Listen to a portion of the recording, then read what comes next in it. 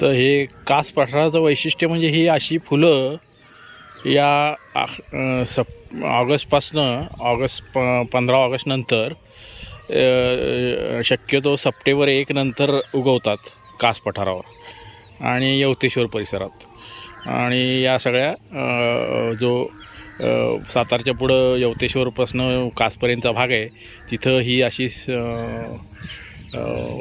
विविध रंगी फुलं, मनमोहक फुलं उगवलेली असतात सगळी पठारावर, सगळीकडं चहूबाजूला. तर हे या पठाराचं वैशिष्ट्य आहे आणि हे बघायला हजारोने कोट्यानी लोक आत्तापर्यंत या भागात भेट देत असतात. आता हे एक नैसर्गिक चमत्कारच आहे, कारण की या भागात हे वैशिष्ट्य आहे की हे अशी फुलं फक्त 1 महिनाभरच आपल्याला बघायला मिळतात. आणि हे आता मी जवळनं दाखवतो तुम्हाला. हे असं फुल आहे,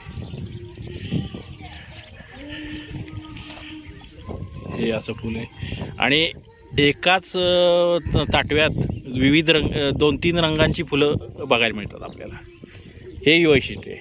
म्हणजे एकच झाड असेल त्याला 1 रंगाचं फुल येतं, पण आता हे तुम्ही बघू शकता, हे एकच झाड आहे पण ह्याला 2 ताटवे फुटलेत आणि ते 2 विविध रंगाचे, एक फिकट गुलाबी रंगाचं आहे, एक लाल रंगाचं आहे, असं फुल उगवलेलं आहे. तसं एक पिवळं आहे, एक केशरी आहे, असंही. तर हे असं वैशिष्ट्य आहे या पठाराचं की इथं अशी विविध रंगी फुलं आपल्याला बघायला मिळतात 1 महिना 1.5 महिना.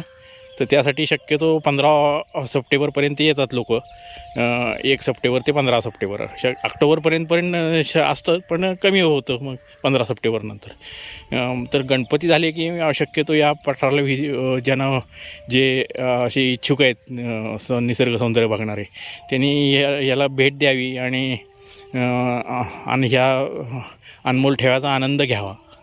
धन्यवाद. प्रसाद नावात हे शूटिंग करतायत. 5 सप्टेंबर आज शिक्षक दिन आहे, तेव्हा मी शूटिंग करतायत. 5 सप्टेंबर 2025. धन्यवाद.